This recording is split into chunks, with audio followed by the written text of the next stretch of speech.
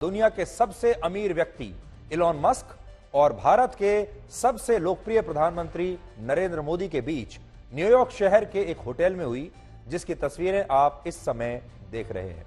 इस मुलाकात के बाद इलॉन मस्क ने कहा कि प्रधानमंत्री मोदी को भारत की और भारत के लोगों की बहुत परवाह है, बहुत चिंता है और इसलिए वो उन्हें और उनके जैसे दूसरे उद्योगपतियों को भारत में निवेश करने के लिए प्रेरित कर रहे हैं।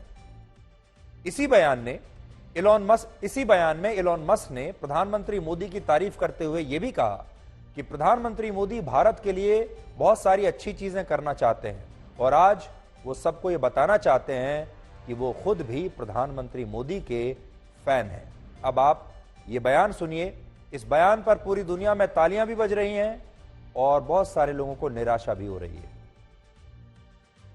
I am a fan of Modi, so I have to say that I am a fan of Modi, so I have to say that I am a fan of Modi, so I have to say that I am a fan of Modi, so I have to say that I am a fan of Modi, so तो ये बार बार repeat करके हमने आपको जो बयान सुनाया Elon Musk का, वो इसलिए सुनाया क्योंकि यही बयान, आज बातें तो उन्होंने और भी बहुत सारी कही हैं, इन्वेस्टमेंट के बारे में बात कही है, भारत के बारे में उन्होंने बात की है, मोदी के बारे में भी की है, लेकिन जो बयान उनका सारी दुनिया में गूंज रहा है, जिस बयान का सबसे ज्यादा असर हुआ है, वो बयान ये है। इसके अलावा उन्होंने और भी कई अच्छी बातें कही हैं भारत के लिए, लेकिन किसी बात पर दुनिया का ध्यान नहीं गया। सबका ध्यान एक बात पर गया कि इलॉन मस्क जो दुनिया के सबसे अमीर व्यक्ति हैं, वो कह रहे हैं कि मैं भी मोदी का फैन हूं। इसलिए बहुत सारे लोग जो मोदी के समर्थक हैं, जो भारत के समर्थक हैं, वो तालियां बजा रहे हैं, लेकिन कुछ लोग ऐसे भी हैं जिन्हें ईर्ष्या हो रही है, कुछ लोग ऐसे भी हैं जो इस बयान को सुनकर चुप से हो गए हैं। इलॉन मस्क दुनिया के सबसे अमीर व्यक्ति हैं, जिनकी कुल नेटवर्थ भारतीय रुपयों में 20 लाख करोड़ रुपए है और यह दुनिया के कई देशों की कुल जीडीपी से भी कहीं ज्यादा है। और वो टेस्ला जैसी कंपनी और ट्विटर के मालिक हैं। दुनिया में जिस कंपनी की सबसे ज्यादा इलेक्ट्रिक गाड़ियां बिकती हैं, वो टेस्ला कंपनी इलॉन मस्क की ही है और इलॉन मस्क ट्विटर और स्पेसएक्स जैसी कंपनियों के भी मालिक है। और सोचिए, जब दुनिया का सबसे अमीर व्यक्ति ये कहता है कि वो प्रधानमंत्री मोदी का फैन है, तो ये कितनी बड़ी बात है। और इसीलिए हम बार बार कह रहे हैं कि इलॉन मस्क के ये शब्द आज पूरी दुनिया में गूंज रहे हैं, लेकिन दूसरी तरफ भारत में विपक्षी दलों के नेताओं को यही शब्द आज काफी चुभ रहे हैं। इसलिए आज बड़ा सवाल यह है कि क्या खुद को प्रधानमंत्री मोदी का फैन बताने के बाद इलॉन मस्क की ट्विटर कंपनी को भारत के विपक्षी नेता अब बिका हुआ मानने लगेंगे। ये चर्चा ऑलरेडी शुरू हो गई है कि ट्विटर तो बिक चुका, ट्विटर मोदी के सामने झुक गया और अब ट्विटर की विश्वसनीयता पर भी सवाल उठ रहे हैं। और अगर ऐसा है, अगर यही एक बेंचमार्क है, तो आप सोचिए, ट्विटर के मालिक ने तो कह दिया कि वो मोदी का फैन है और हो सकता है बहुत सारे लोग अब ट्विटर को छोड़ दें, ये सोचकर कि इसकी विश्वसनीयता संदेह के दायरे में आ गई है। लेकिन आगे की कहानी भी देखिए, अगर ऐसा ही है तो क्या फिर फेसबुक, इंस्टाग्राम और गूगल के लिए भी यही कहा जाएगा कि ये सोशल मीडिया प्लेटफॉर्म्स भी अब बिक चुके हैं? और क्यों?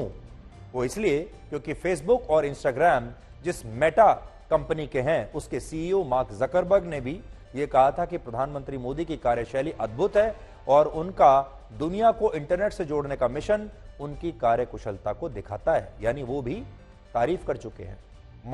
मार्क जकरबर्ग की तरह गूगल यानी अल्फाबेट के सीईओ सुंदर पिचई ने भी प्रधानमंत्री मोदी की तारीफ की थी और कहा था कि वो भी प्रधानमंत्री मोदी के नेतृत्व में हो रहे बदलावों से प्रेरणा लेते हैं और उनसे बहुत कुछ सीखते हैं। यानी ट्विटर, फेसबुक, इंस्टाग्राम और गूगल जो चार सबसे बड़ी सोशल मीडिया कंपनियां हैं, टेक कंपनियां हैं, उनके मालिक और सीईओ प्रधानमंत्री मोदी की तारीफ कर रहे हैं। तो क्या अब विपक्ष इन सब को बिका हुआ मान लेगा? और आज यहां बात सिर्फ भारत के विपक्षी नेताओं की नहीं है, उनके समर्थकों की नहीं है। इस वैश्विक राजनीति के खेल में जो टीम प्रधानमंत्री मोदी को आउट करने के लिए लगातार बाउंसर फेंक रही है, उस टीम में भारत के विपक्षी नेताओं के अलावा पाकिस्तान की लॉबी है, अमेरिका में सक्रिय चीन की लॉबी है और अमेरिका के वो 75 सेनेटर्स भी इसी टीम में शामिल हैं जिन्होंने प्रधानमंत्री मोदी की स्टेट विजिट का विरोध करते हुए राष्ट्रपति जो बाइडेन को एक चिट्ठी लिखी है और उसमें कहा है कि जब व्हाइट हाउस में राष्ट्रपति जो बाइडेन की प्रधानमंत्री से मोदी से बात होगी, तब जो बाइडेन को प्रधानमंत्री मोदी से भारत में धार्मिक असहनशीलता, अभिव्यक्ति और प्रेस की कम होती आजादी, राजनीतिक अंकुश, मानव अधिकारों के उल्लंघन और इंटरनेट पर बढ़ते प्रतिबंधों पर कड़े सवाल पूछने चाहिए। तो ये वो टीम है जो प्रधानमंत्री मोदी के खिलाफ इस समय काम कर रही है, जिसमें अमेरिका के 75 सेनेटर्स भी हैं और इन 75 सेनेटर्स के पीछे पाकिस्तान की लॉबी भी हो सकती है, चीन की लॉबी भी हो सकती है। कौन लोग हो सकते हैं इसका अंदाजा आप खुद लगा सकते हैं। और इस टीम में ट्विटर के पूर्व सीईओ जैक डॉर्सी भी हैं, जिन्होंने हाल ही में भारत के खिलाफ यह झूठ बोला कि भारत सरकार ने किसान आंदोलन के दौरान ट्विटर को बंद करने की धमकी दी थी। लेकिन आज न्यूयॉर्क में हमारी सहयोगी गीता मोहन ने यही सवाल जब ट्विटर के मालिक इलॉन मस्क से पूछा, तो इस पर इलॉन मस्क ने कहा कि कोई भी कंपनी किसी देश के कानून से बड़ी नहीं हो सकती और इसलिए कंपनियों को उस देश के कानून का पालन करना बहुत आवश्यक है। तो जब गीता मोहन ने यह सवाल पूछा तो इलॉन मस्क का जवाब आज आप सुनिए। Your reaction, Elon, Looking forward to visiting.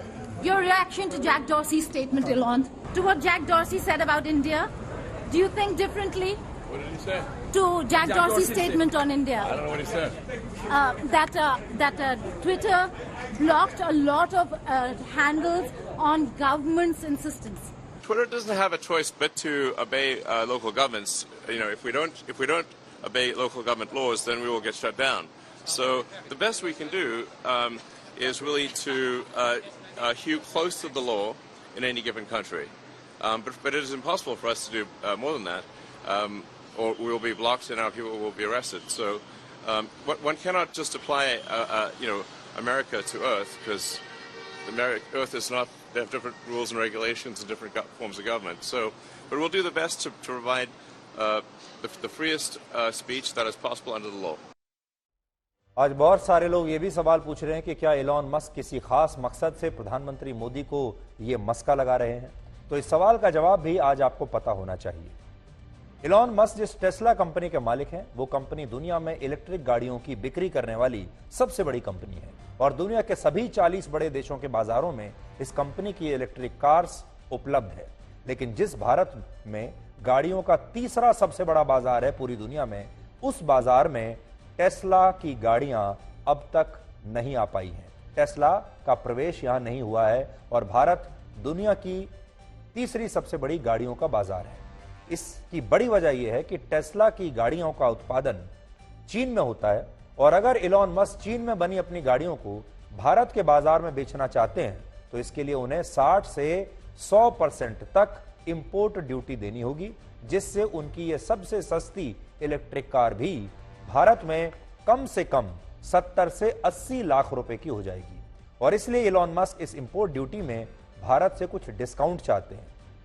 लेकिन भारत चाहता है कि अगर इलॉन मस्क को अपनी गाड़ियां यहां बेचनी है सस्ते दाम पर, तो उन्हें भारत में ही अपनी इन इलेक्ट्रिक कार्स का निर्माण करना होगा। भारत सरकार कह चुकी है कि अगर आप चाहते हैं कि आप सस्ते दामों पर यहां अपनी गाड़ी बेचें, तो फिर फैक्ट्री भारत में लगाइए, भारत के लोगों को रोजगार दीजिए। जब ये गाड़ी भारत में बनेगी तभी ये सस्ते दाम पर यहां बिक सकेगी। आज प्रधानमंत्री मोदी से मुलाकात के बाद जब इलॉन मस्क से इस पर सवाल पूछा गया तो उन्होंने यही कहा कि उन्हें पूरा विश्वास है कि टेस्ला की गाड़ियां बहुत जल्द भारत के बाजार में आ जाएंगी। इसके अलावा उन्होंने यह भी बताया कि प्रधानमंत्री मोदी ने उन्हें भारत आने के लिए आमंत्रित किया है और वो अगले साल भारत के दौरे पर आएंगे। आज आपको यह तस्वीरें भी देखनी चाहिए जब वर्ष 2015 में प्रधानमंत्री मोदी और इलॉन मस्क की पहली बार मुलाकात हुई थी और उस समय प्रधानमंत्री मोदी कैलिफोर्निया में टेस्ला की फैक्ट्री में गए थे। ये पुरानी तस्वीरें आपको दिखा रहे हैं और प्रधानमंत्री मोदी पहली बार अमेरिका की स्टेट विजिट पर इस बार गए हैं और जब वो अमेरिका पहुंचे तो इस दौरान उनका स्वागत करने के लिए कैसे न्यूयॉर्क की सड़कों पर भीड़ इकट्ठा हुई, आज ये तस्वीरें देखकर भी अमेरिका के बहुत सारे बड़े बड़े नेता खुद भी हैरान हैं। मोदी मोदी मोदी मोदी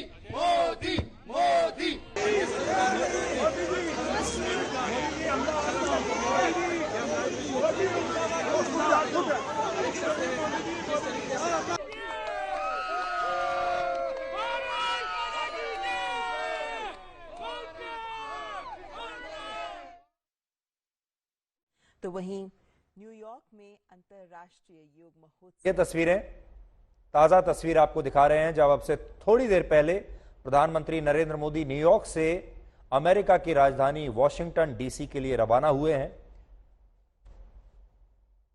ये अब से थोड़ी देर पहले की तस्वीरें हैं जब वो अपने विमान में वापस बैठ रहे हैं और अब वो रवाना हुए हैं वॉशिंगटन डीसी के लिए और अब से थोड़ी देर के बाद वो वॉशिंगटन डीसी में पहुंच जाएंगे। आज अगर आप देखेंगे तो प्रधानमंत्री मोदी को लेकर इस समय दो तरह के इकोसिस्टम बन चुके हैं। एक इकोसिस्टम उन लोगों का है जो मोदी के फैन हैं, भारत के समर्थक हैं, राष्ट्रवादी हैं, और दूसरा इकोसिस्टम उन लोगों का है जो मोदी की वजह से बहुत बेचैन है। जैसे इलॉन मस्क खुद को अब प्रधानमंत्री मोदी का फैन बता रहे हैं। ऑस्ट्रेलिया के प्रधानमंत्री मोदी को बॉस कहते हैं। अमेरिका के राष्ट्रपति जो बाइडेन मोदी से उनका ऑटोग्राफ मांगते हैं। पूर्व राष्ट्रपति बराक ओबामा मोदी को रिफॉर्मर इन चीफ कहकर पुकारते हैं। ब्रिटेन के पूर्व प्रधानमंत्री बोरिस जॉनसन मोदी को अपना खास दोस्त कहते हैं। इटली की प्रधानमंत्री मोदी को ग्लोबल लीडर बताती हैं। रशिया के राष्ट्रपति व्लादिमीर पुतिन प्रधानमंत्री मोदी को महान देशभक्त कहते हैं। इजरायल के पूर्व प्रधानमंत्री नफ्ताली बेनेट प्रधानमंत्री मोदी को इजरायल में उनकी पार्टी ज्वाइन करने के लिए आमंत्रित करते हैं। इंग्लैंड के पूर्व क्रिकेटर केविन पीटरसन मोदी को एक हीरो बताते हैं। तो ये वो लोग हैं। और आपको याद होगा अभी हाल ही में पापुआ न्यू गिनी के प्रधानमंत्री मोदी के पैर छू रहे थे। ये तस्वीरें कौन भूल सकता है जब वहां के प्रधानमंत्री ने उनके पैर छुए।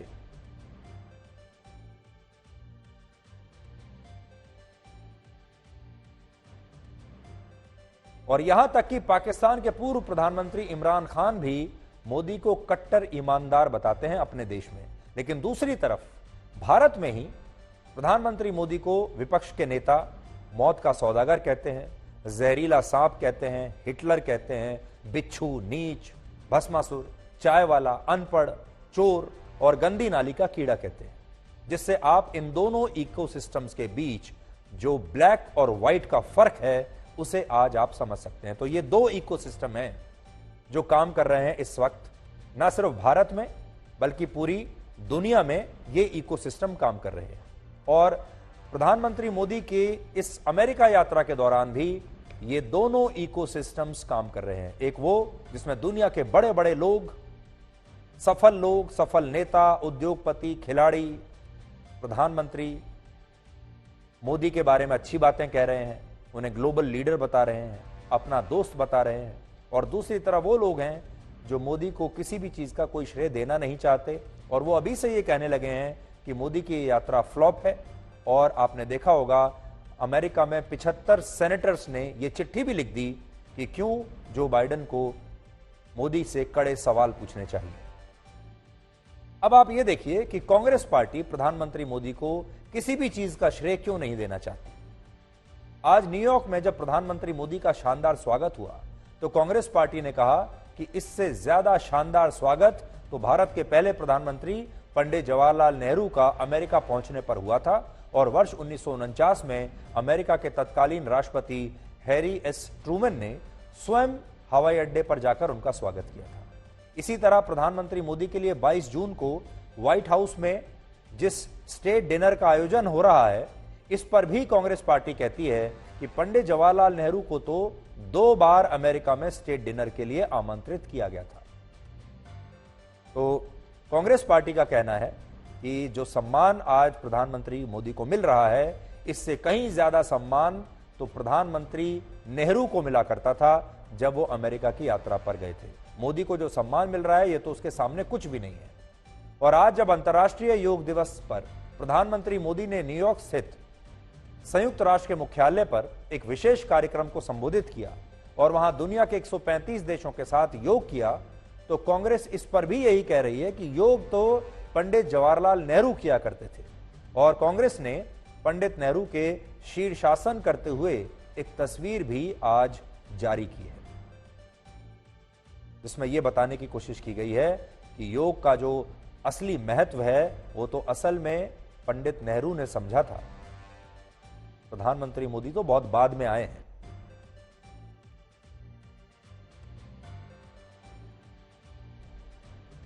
लेकिन सच क्या है? सच यह है कि पंडित जवाहरलाल नेहरू कभी भी भारत की योग संस्कृति को अंतर्राष्ट्रीय मंच पर पहचान नहीं दिला पाए। हो सकता है वो जरूर योग करते होंगे, लेकिन अंतर्राष्ट्रीय स्तर पर जो आज हो रहा है वो नहीं कर पाए। जबकि वर्ष 2014 में प्रधानमंत्री बनने के बाद जब नरेंद्र मोदी पहली बार अमेरिका गए तो उन्होंने संयुक्त राष्ट्र में दुनिया को योग का मूल मंत्र दिया और साल में एक दिन योग को समर्पित करने का आह्वान किया। और उनके इस प्रयास से ही 21 जून को हर साल दुनिया अंतर्राष्ट्रीय योग दिवस के तौर पर मनाती है। लेकिन कांग्रेस सिर्फ राजनीति के लिए इसका श्रेय प्रधानमंत्री मोदी को अब भी नहीं देना चाहती। लेकिन पूरी दुनिया आज इस बात को स्वीकार कर रही है। आज आपको हम वो तस्वीरें दिखाएंगे। ऐसा माना जाता है कि अमेरिका का योग से परिचय स्वामी विवेकानंद ने कराया था, जब वो 130 साल पहले वर्ष 1893 में अमेरिका के शिकागो में हुई धर्म संसद में हिस्सा लेने के लिए वहां गए थे।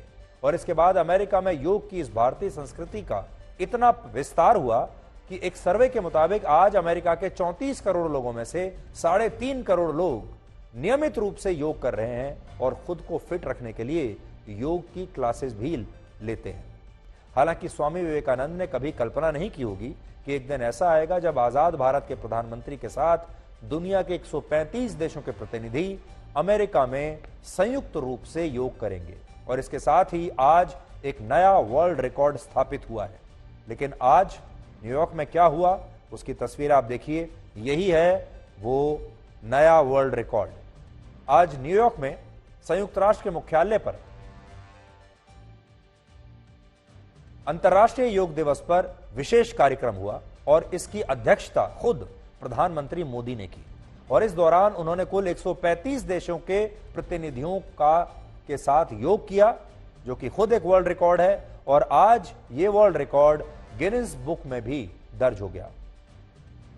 और आज इस मौके पर प्रधानमंत्री ने कहा कि भारत का योग अब एक वैश्विक आंदोलन बन चुका है।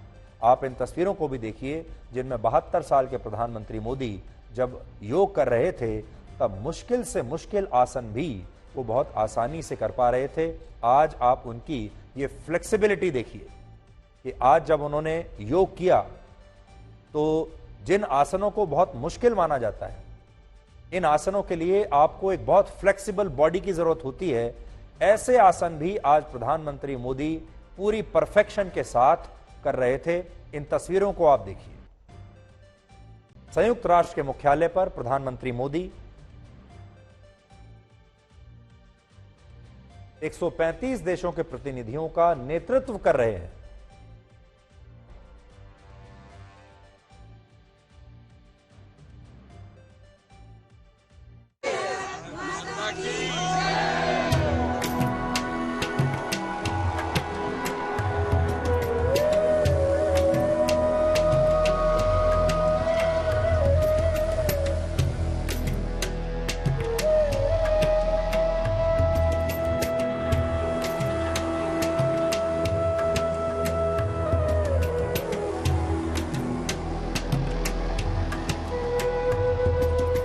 ये गर्व का पल लग रहा है भारतीय होने। This is a very good moment for us. Hindi में तो ये बात बहुत ज्यादा अच्छा लग रहा है। मैं हिस्ट्री चैनल से हूँ स्पेशल। किस तरह का यहाँ पर आपको लग रहा है जो सारे लोग अभी योगाभ्यास कर रहे हैं, सारी दुनिया एक साथ मिलकर? It's amazing to see so many people from different countries come together to do yoga with the Prime Minister.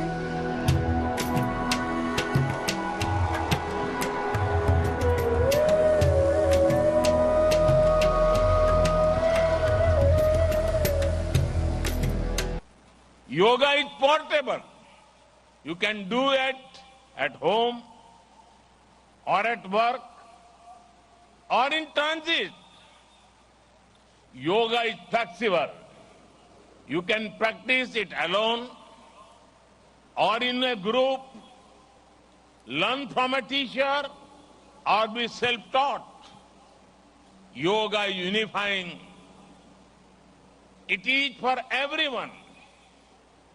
For all ethnicities, for all faiths, and for all cultures. Yoga is truly universal.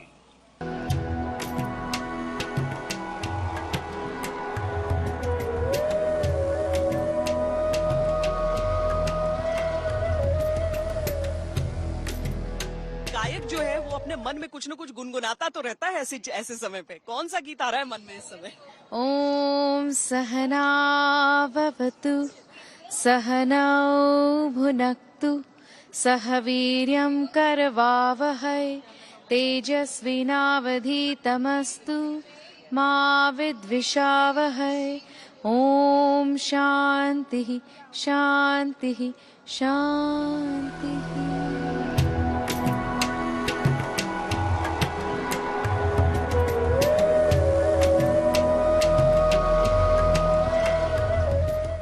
इस समय मेरी सहयोगी Gita Mohan Washington DC से सीधे हमारे साथ live जुड़ रही हैं, जहां पर प्रधानमंत्री मोदी अब से थोड़ी देर में पहुंचने वाले हैं।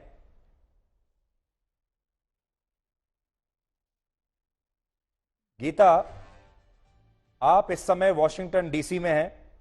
आपसे हम ये जानना चाहते हैं कि हमें दो चीजें देखने को मिल रही हैं, एक ऑप्टिक्स और दूसरा सब्सटेंस।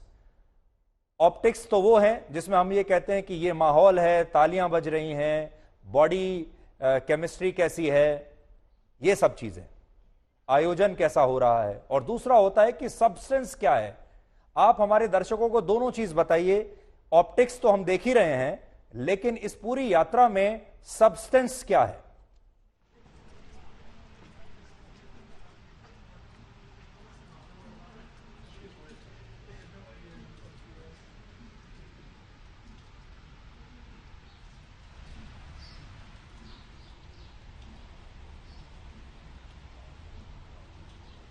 मेरी आवाज आ रही है? जी अब आ रही है आपकी आवाज सुधीर। जी जी गीता, मैं ये कह रहा था आपसे, मैं ये पूछ रहा था कि एक तरफ तो ऑप्टिक्स हैं जो हम लगातार देख रहे हैं, क्या माहौल है, बॉडी लैंग्वेज कैसी है, केमिस्ट्री कैसी है, ये सब चीजें। दूसरी तरफ होता है सब्सटेंस। आप हमें दोनों चीजों के बारे में आज बताइए, ऑप्टिक्स वर्सेस सब्सटेंस, प्रधानमंत्री मोदी की इस यात्रा पर। देखिए सुधीर, अगर ऑप्टिक्स की बात करें तो यहाँ पे जो भारतीय समुदाय है उन्होंने कोई कसर नहीं छोड़ी। They have left no stone unturn to give prime minister Modi a welcome. जिस तरीके से प्रधानमंत्री नरेंद्र मोदी का स्वागत न्यूयॉर्क में किया गया, उसी उत्साह के साथ यहाँ वॉशिंगटन डीसी में भी करा जाएगा। ये जो होटल है विलर्ड होटल, इसके बिल्कुल पास में बहुत बड़ा भारतीय समुदाय का एक पूरा ग्रुप परफॉर्म कर रहा है, प्रधानमंत्री नरेंद्र मोदी का इंतजार कर रहा है। लेकिन फर्क इतना है न्यूयॉर्क और डीसी में सुधीर कि वहां पे बारिश नहीं हो रही थी और यहाँ पर काफी बारिश हो रही है। तो इनके जो स्पिरिट्स है और इनकी जो एंथुजियाज्म है वो कहीं ना कहीं इस बारिश की वजह से दबी नजर आ रही है। लेकिन ये ऑप्टिक्स आपको लगातार 2-3 दिन नजर आएगा, ना केवल आज या फिर कल। आने वाले 2 दिनों में भी आपको ये एंथुजियाज्म नजर आएगा, चाहे वो कैनेडी सेंटर में हो, रोनाल्ड रेगन सेंटर में हो, व्हाइट हाउस में हो। एक ऐतिहासिक मोमेंट जो होगा वो होगा जब व्हाइट हाउस में प्रधानमंत्री का स्वागत किया जाएगा। वहां 600 से लेकर 1000 भारतीय समुदाय के लोग लॉन्स पे, व्हाइट हाउस के लॉन्स में खड़े होंगे प्रधानमंत्री नरेंद्र मोदी के स्वागत। यह ऑप्टिक्स तो ये विजिट बहुत अहम है क्योंकि जितने भी पहले विजिट्स हुए थे उसमें कहीं ना कहीं ऐसा लगता था कि ये अग्रीमेंट होना था, नहीं हो रहा, वो अग्रीमेंट होना था, नहीं हो रहा। इस बारी डिफेंस को लेकर काफी इंपॉर्टेंट अग्रीमेंट्स होने वाले हैं, काफी इंपॉर्टेंट अनाउंसमेंट्स होने वाले हैं। 2 पहलू हैं डिप्लोमेसी में, एक है G2G। G2G में आप देखेंगे health sector, science and technology, space, education के जो फील्ड्स है उसमें काफी ज्यादा कोऑपरेशन। B2G में आप देखेंगे बिजनेस टू गवर्नमेंट, क्योंकि यहाँ पे डिफेंस कंपनीज प्राइवेट कंपनीज होते हैं। तो आप GEF 414 जेट इंजन डील का जो अनाउंसमेंट है वो यहाँ पर होने वाला है जब प्रधानमंत्री नरेंद्र मोदी और प्रेसिडेंट बाइडेन मुलाकात करेंगे और उसके बाद जब प्रेस स्टेटमेंट्स होंगे। इसके अलावा प्रेडेटर ड्रोन्स की बात चल रही है, अगर वो अनाउंस होता है तो $3 बिलियन का फायदा अमेरिका को होगा, भारत को डिफेंस कैपेबिलिटी एनहांसमेंट का फायदा होगा। और वहीं दूसरी तरफ काफी लोग कहते हैं कि भारत और अमेरिका कहीं चीन को काउंटर करने के लिए तो ये सारी चीजें नहीं कर रहे हैं, कहीं ना कहीं जरूर कर रहे हैं सुधीर, क्योंकि जरूरी है भी। और उसमें भारत को बहुत बड़ा फायदा हो सकता है क्योंकि दो बहुत इंपॉर्टेंट सेमीकंडक्टर चिप कंपनीज के मालिकों या सीईओज के साथ मुलाकात करेंगे प्रधानमंत्री नरेंद्र मोदी। और अगर माइक्रॉन के साथ बात सफल हुई तो फिर हम देखेंगे बहुत बड़ा $1 बिलियन का जो इन्वेस्टमेंट है वो भारत की तरफ आते हुए एक बहुत बड़ा पुश है भारत की तरफ से कि अगर आप डिफेंस कोऑपरेशन करना चाहते हैं भारत के साथ, बस टेक्नोलॉजी ट्रांसफर की बात ना करें, मैन्युफैक्चर भारत में करें, और अगर कोई ऑर्डर आता है तो सोर्स भारत से करें। जी गीता, आप इस समय अमेरिका में हैं, मैं इस समय भारत में हूं, लेकिन एक चर्चा दोनों जगह बहुत चल रही है, वो है सबकी नजर स्टेट डिनर पर है जो प्रधानमंत्री मोदी के लिए आयोजित किया जाएगा व्हाइट हाउस में। अब उस स्टेट डिनर को लेकर भी कम से कम भारत में तो ये विवाद है, जिसमें कांग्रेस ये कहती है कि प्रधानमंत्री नेहरू के लिए जो स्टेट डिनर आयोजित किया गया था वो इससे ज्यादा भव्य था, उन्हें इससे ज्यादा बड़ा स्वागत मिला था, उन्हें इससे भी ज्यादा सम्मान मिला था। तो अब लोग दोनों को कंपेयर करके देख रहे हैं, तो इस स्टेट डिनर के बारे में भी हमारे दर्शकों को बताइए। देखिए सुधीर, कंपैरिजंस थोड़ा अनफेयर होगा, क्योंकि अगर आप स्टेट विजिट्स की बात करें तो दौर बहुत बदल गया है। वो दौर अलग था, ये दौर अलग है, और इस दौर में जिस तरीके का स्टेट विजिट या जिस तरीके का वेलकम प्रधानमंत्री नरेंद्र मोदी को मिल रहा है वो कहीं ना कहीं अनकॉम्परेबल है। अगर आप प्रधानमंत्री नेहरू की बात करें, लेट प्राइम मिनिस्टर नेहरू की बात करें, तो हाँ, तब भारत और यूएस काफी कोशिश कर रहा था कि भारत को अपने तरफ करे, लेकिन यहाँ पर एक तरफा कोशिश नहीं है, ये भी कोशिश नहीं है कि किसी देश को अपने तरफ करे, क्योंकि भारत ने अपना स्टैंड बहुत क्लियर कर दिया है कि वो किसी एक खेमे में नहीं बैठने वाला। यहाँ पर जो आप देख रहे हैं वो है एक ट्रांसफॉर्मेटिव रिलेशनशिप, जहां पर अमेरिका को भारत की अहमियत समझ आ रही है, चीन के मद्देनजर, रूस के मद्देनजर। तो इसीलिए जो ये स्टेट डिनर होने वाला है वहां पर who's who of Washington DC, who's who of America, चाहे वो बिग बिजनेस हॉन्चोस हो या फिर सारे सेनेटर्स, लॉ मेकर्स हो, prominent people from cultural and artistic field हो, वो सब नजर आएंगे आपको इस स्टेट डिनर पे। हम बहुत ज्यादा कंपैरिजन या कंपेयर नहीं कर सकते पुराने डिनर्स के साथ, क्योंकि वहां पे जो लिस्ट था, guest list, details of the guest list हमें इतने बारीकी से नहीं पता, लेकिन ये जरूर पता है कि जो नंबर है वो काफी बड़ा होने वाला है, और ये बहुत ही नंबर बड़ा भी होगा और नंबर प्रभावशाली भी होगा। इंडियन कम्युनिटी और इंडिया कैसे अहम हो गया, इंडियन कम्युनिटी का रिप्रेजेंटेशन होगा। गीता, आज एक और बयान है जो चारों तरफ गूंज रहा है, और वो है इलॉन मस्क का बयान, जिसमें उन्होंने कहा कि मैं खुद मोदी का फैन हूं। और आप उस समय वहां मौजूद थी जब इलॉन मस्क प्रधानमंत्री मोदी से मिलकर बाहर निकले और आपने उनसे एक सवाल भी पूछा। तो इलॉन मस्क के साथ ये जो मुलाकात थी, it has become talk of the town, not just talk of the town बल्कि टॉक ऑफ द वर्ल्ड। तो उसके बारे में कुछ बताइए कि ये कितना महत्वपूर्ण है इलॉन मस्क का ये कहना कि मैं मोदी का फैन हूं। देखिए, इलॉन मस्क एक बहुत ही इम्पोर्टेंट और बहुत ही श्रूड बिजनेसमैन है। उनको पता है कि उनका जो बिजनेस है वो उनके लिए इंपॉर्टेंट है। उन्होंने ट्विटर को अक्वायर किया। ट्विटर के लिए सबसे बड़ा मार्केट भारत है। रूल्स को फॉलो करना और लॉज ऑफ द लैंड को फॉलो करना, ये एक ऐसा स्टेटमेंट है ऑन द रिकॉर्ड। अगर वो कह रहे हैं इलॉन मस्क, तो ये भारत के लिए बहुत इंपॉर्टेंट है, भारत की सरकार के लिए बहुत इंपॉर्टेंट है, क्योंकि इसी के इर्द गिर्द काफी सारे कंट्रोवर्सीज हुए थे कि क्या ये जो फ्री वर्ल्ड ऑफ अमेरिका है, क्या ये भारत जैसे, क्योंकि हमारा डेमोक्रेसी शायद फर्क हो, उस डेमोक्रेसी को एक्सेप्ट करता है, फ्री स्पीच है या नहीं है। इलॉन मस्क ने साफ तरीके से कह दिया है कि वो भारत के लॉज और रूल्स को मानेंगे और उसके बगैर ट्विटर भारत में चल नहीं सकता। दूसरा बहुत इंपॉर्टेंट बात जो उन्होंने कहा है कि वो न केवल प्रधानमंत्री नरेंद्र मोदी के फैन हैं, उन्हें बहुत इंपॉर्टेंट अपॉर्चुनिटीज नजर आ रहा है भारत में। वो इन्वेस्टमेंट्स लेके आने वाले हैं भारत में। उन्होंने कहा, पहले कंडीशंस डाले थे कि इन्वेस्टमेंट्स लाने के लिए कंडीशनैलिटीज डाले थे, अब वो कंडीशंस नहीं रहे सुधीर। वो कह रहे हैं कि इन्वेस्टमेंट्स आएंगे, टेस्ला आएगा और इलॉन मस्क खुद भी भारत आएंगे अगले साल। जी, और गीता, मैं आपके पीछे जो देख पा रहा हूं, क्या if I am right, if I am correct, ये वही होटल है जहां प्रधानमंत्री मोदी आज ठहरने वाले हैं? जी बिल्कुल। बारिश हो रहा है इसलिए हमने थोड़ा शेल्टर ले लिया था सुधीर, लेकिन क्योंकि आप अगर देखें यहाँ पर ये प्रधानमंत्री का होटल है और ये जो रास्ता है पूरा कॉर्डन ऑफ कर दिया गया है सिक्योरिटी की वजह से। दोनों तरफ जैसे न्यूयॉर्क में होता है वैसे यहाँ पर भी दोनों तरफ कॉर्डन ऑफ कर दिया है रास्ता।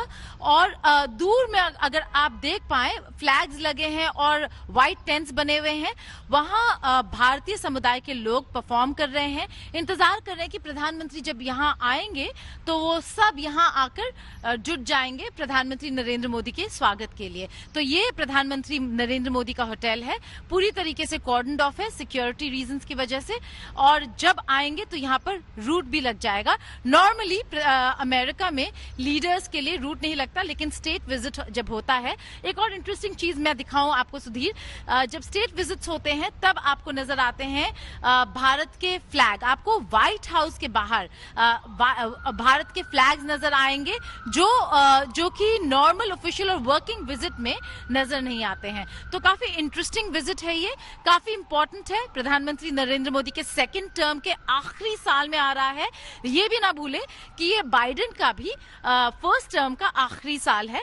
तो दोनों इलेक्शंस पर नजर लगाए हुए हैं और चाहेंगे कि ये एक डिप्लोमेटिक विक्ट्री की तरह अपने कंस्टिट्यूएंसी को पेश करें। जी गीता, आपसे आखिरी सवाल वो ये कि जब भारत में कोई दुनिया का बड़ा नेता आता है तो भारत में तो वैसे भी लोगों के बीच अवेयरनेस थोड़ी ज्यादा होती है और हम सबको पता होता है कि भारत में कोई बड़ा आदमी आने वाला है।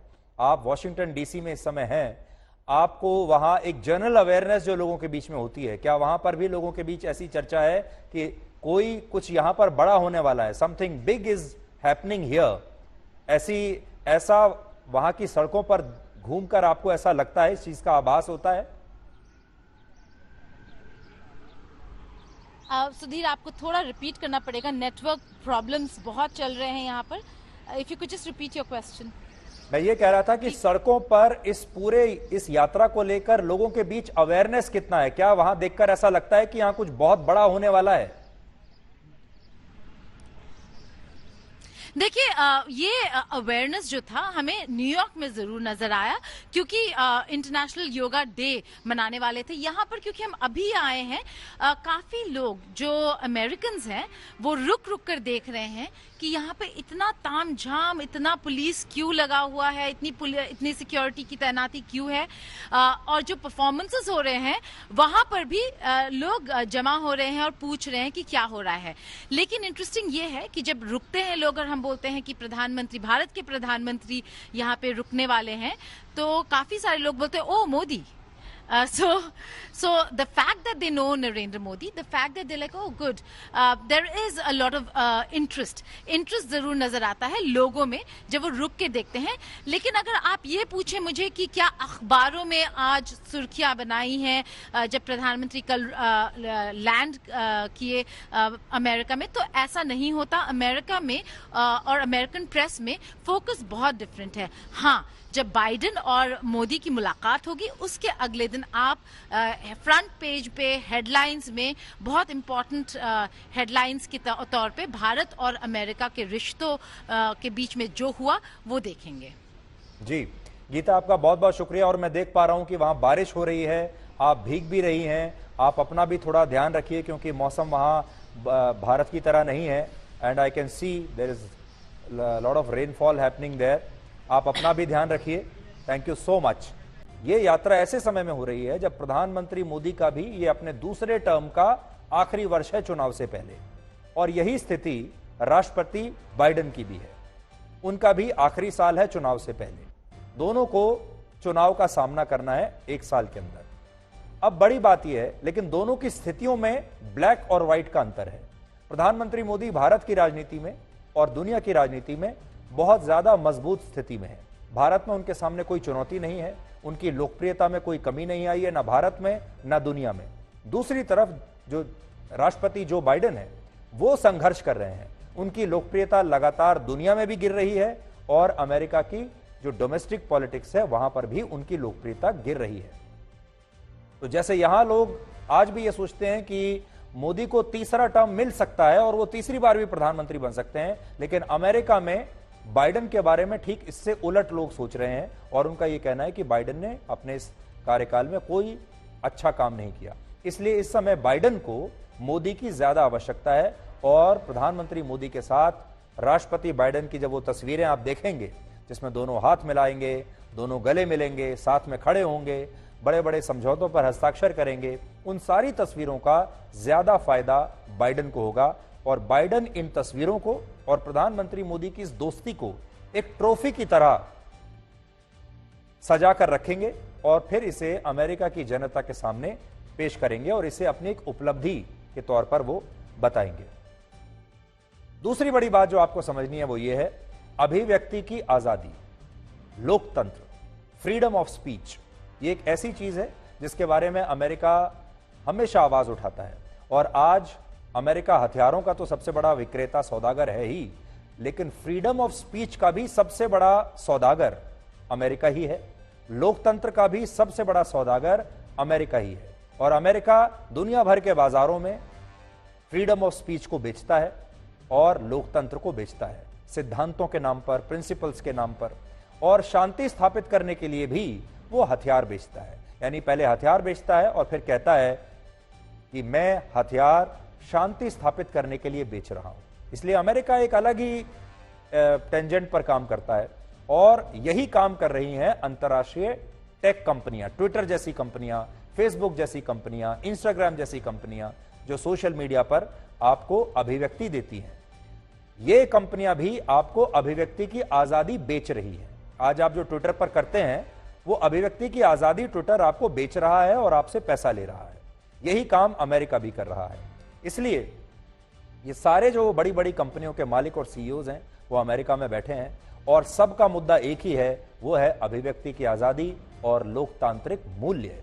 और वहां जो 75 सेनेटर्स हैं जिन्होंने ये चिट्ठी लिखी है वो भी इसी बात को मुद्दा बनाकर प्रधानमंत्री मोदी के खिलाफ ये कैंपेन चला रहे हैं कि अभिव्यक्ति की आजादी भारत में गिर रही है, प्रेस की आजादी भारत में गिर रही है। ये आजादी जो शब्द है ये वहां तमाम जो इकोसिस्टम है वहां के लोगों को बहुत प्रिय है। ये चीजें हैं तो बिल्कुल मुफ्त में, लेकिन अमेरिका और ये टेक कंपनियां ऐसी हैं जो इस मुफ्त की चीज को भी बाकी के देश के लोगों को पैसा लेकर बेचते हैं। भारत समेत दुनिया में बहुत सारे ऐसे लोग हैं जिन्होंने सैकड़ों वर्षों तक भारत की योग संस्कृति को हीन भावना से देखा है। अब मैं आपको वो बता रहा हूं, अमेरिका तो फ्रीडम ऑफ एक्सप्रेशन को बेचता है, शांति को बेचता है, लेकिन हमारे पास हमारी संस्कृति में हमारी जो धरोहर है वो है योग। लेकिन योग को भी हम कभी पूरी दुनिया को बेच नहीं पाए, यानी इसे सॉफ्ट पावर नहीं बना पाए। और आज अंतर्राष्ट्रीय योग दिवस है और इसकी वजह से हमारे देश में भी बड़ी संख्या में लोग योग का इतिहास और इसकी ताकत को कभी समझ ही नहीं पाए। योग शब्द की उत्पत्ति मूल संस्कृत भाषा के एक शब्द से हुई है जिसे युज धातु कहते हैं और इसके 3 शाब्दिक अर्थ होते हैं। पहला समाधि का वाचक, दूसरा जोड़ और तीसरा सामंजस्य।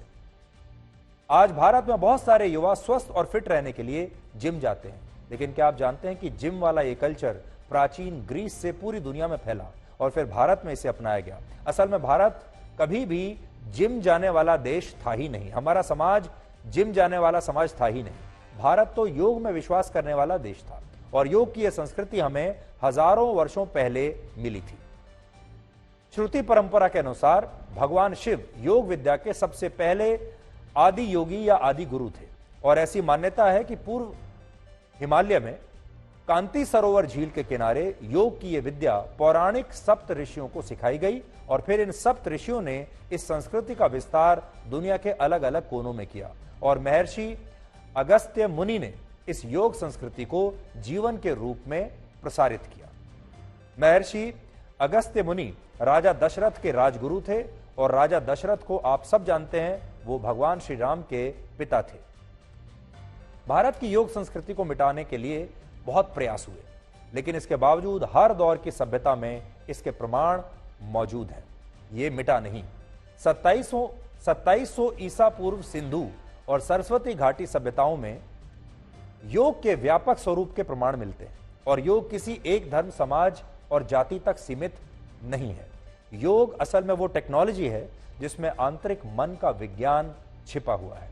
वेद, उपनिषद, भारतीय दर्शन, रामायण, महाभारत और यहां तक कि जैन और बौद्ध धर्म में भी योग की संस्कृति का महत्व है और योग के कई रूप इनमें भी दिखाई देते हैं, जिनमें 4 रूपों की सबसे ज्यादा चर्चा होती है। पहला है कर्मयोग जो तन से जुड़ा है, दूसरा है ज्ञान योग जो मन से जुड़ा है, तीसरा है भक्ति योग जो भावना और साधना से जुड़ा है और चौथा है क्रिया योग जो ऊर्जा से जुड़ा है। आज जिस योग में भारत की संस्कृति का दर्शन होता है, उस योग को महर्षि पतंजलि अलग अलग सूत्रों में उन्होंने पिरोया था और यह बताया था कि कैसे योग इंसान को तन, मन और मस्तिष्क से स्वस्थ रख सकता है। गौतम बुद्ध से लेकर भगवान महावीर और फिर वर्ष 1700 से 1900 के बीच रमण महर्षि, रामकृष्ण परमहंस, स्वामी विवेकानंद और स्वामी योगानंद ने योग को भारत की सॉफ्ट पावर बनाया, लेकिन इसके बावजूद कुछ लोगों ने योग को इस्लाम विरोधी बताते हुए इसका विरोध किया और पश्चिमी देशों ने भी इस संस्कृति को बहुत कम करके अब तक आंका है। सितंबर 2014 में जब पहली बार नरेंद्र मोदी बतौर प्रधानमंत्री अमेरिका गए, तब उन्होंने संयुक्त राष्ट्र में अंतर्राष्ट्रीय योग दिवस मनाने का संकल्प पेश किया था और इसके बाद 21 जून को हर वर्ष दुनिया के 177 देशों ने अंतर्राष्ट्रीय योग दिवस मनाने का ऐलान किया और आज जब फिर से प्रधानमंत्री मोदी अमेरिका में हैं, तब संयुक्त राष्ट्र में योग दिवस पर यह विशेष कार्यक्रम हुआ जिसकी अध्यक्षता वो खुद आज कर रहे थे।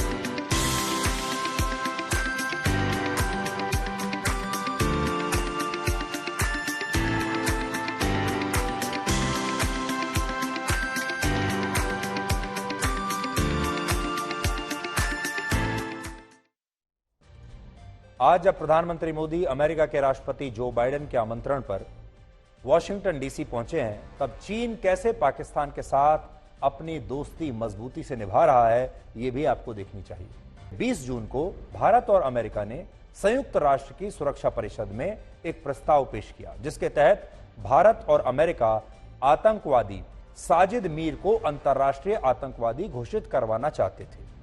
यह लश्कर ए तैयबा का वही आतंकवादी है जिसे पाकिस्तान के लाहौर में आजकल शरण मिली हुई है और इसी आतंकवादी ने 26 नवंबर 2008 को मुंबई में आतंकवादी हमले का षड्यंत्र रचा था और जो आतंकवादी उस समय पाकिस्तान से भारत आए थे, उन सभी को ऑर्डर इसी साजिद मीर से मिल रहे थे, सारे निर्देश इसी से मिल रहे थे और यह बात आतंकवादी खुद मान चुका है।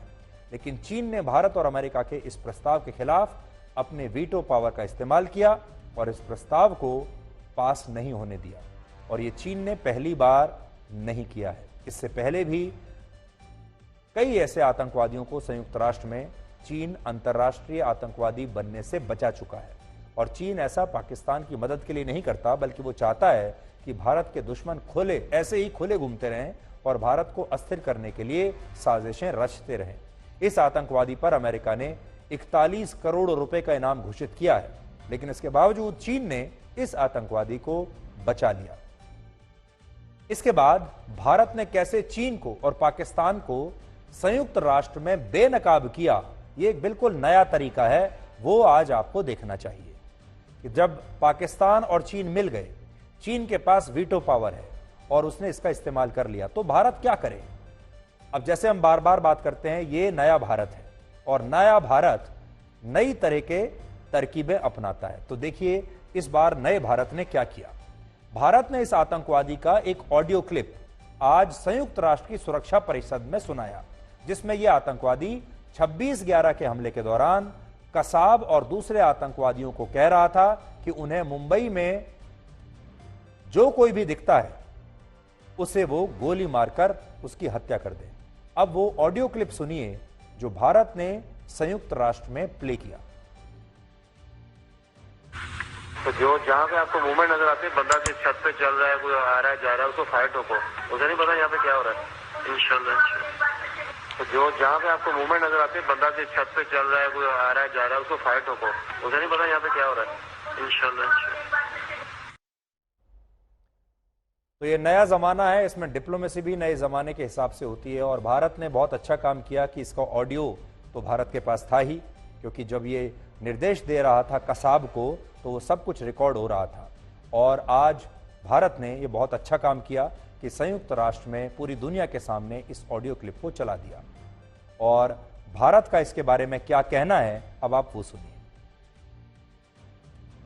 This was Sajid Mir, a very dreaded terrorist who directed the terrorists from across the border in real time to hunt down foreigners in the Taj Hotel, still continues to elude. तो ये नए जमाने की diplomacy है जो आपने देखा कि भारत ने संयुक्त राष्ट्र में इस ऑडियो क्लिप को चला दिया और पूरी दुनिया के सामने न सिर्फ पाकिस्तान को एक्सपोज किया, क्योंकि इससे बड़ा जो सबूत है पाकिस्तान के खिलाफ वो तो हो ही नहीं सकता। इसके अलावा चीन को भी आज भारत ने एक्सपोज कर दिया, क्योंकि ये ऑडियो क्लिप सुनने के बाद भी अगर चीन जैसा देश ऐसे आतंकवादियों के लिए अपने वीटो पावर का दुरुपयोग करता है तो ये बात भी पूरी दुनिया के सामने पता होनी चाहिए, पूरी दुनिया के सामने ये बात आनी चाहिए। हमेशा याद रखें, यदि मन में बैर है तो मंदिर मस्जिद जाना सिर्फ एक सैर है।